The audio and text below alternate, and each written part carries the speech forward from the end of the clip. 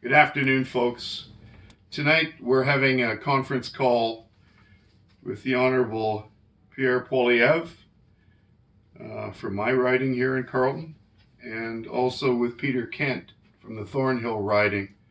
Peter is a renowned broadcaster in Canada. I've got two questions to ask them, and I have a couple of questions to ask you folks. First of all, how many of your MPs have invited you to a personal conference call with other members or other constituents from your ridings? And how engaged are you with them? Because at this vital time in Canadian politics, it's extremely important that we all be speaking with our members of Parliament. I've got two questions to ask the fellows tonight. The first is about the unanswered questions surrounding, what's the girl's name?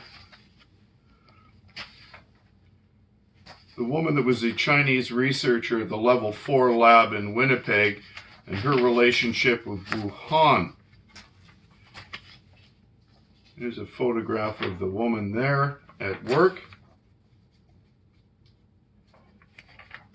There's so many unanswered questions because they were working on viruses certainly similar to the virus that was released in Wuhan, and the laboratory in Wuhan is only some 277 meters from the market, the meat market, which is considered to be the epicenter for COVID-19. That's the first question I have to ask the fellows.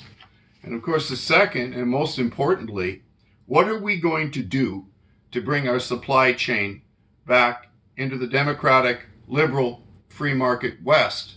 Free markets only function in as much as you're dealing with other free people. And in order for people to be free, there has to be a rule of law and constraints on the market that allow people to do business without behaving in an untoward or illegal manner. So those are the two questions I have to ask. What about this research team that was detained by the RCMP with no further explanation of why they were detained or what they were doing with biological material improperly, and that relationship with our virology lab in Winnipeg and the virology lab in Wuhan? And what are we going to do for the government to get their hands off of free enterprise and allow private investors to invest? I'll give you an update tonight.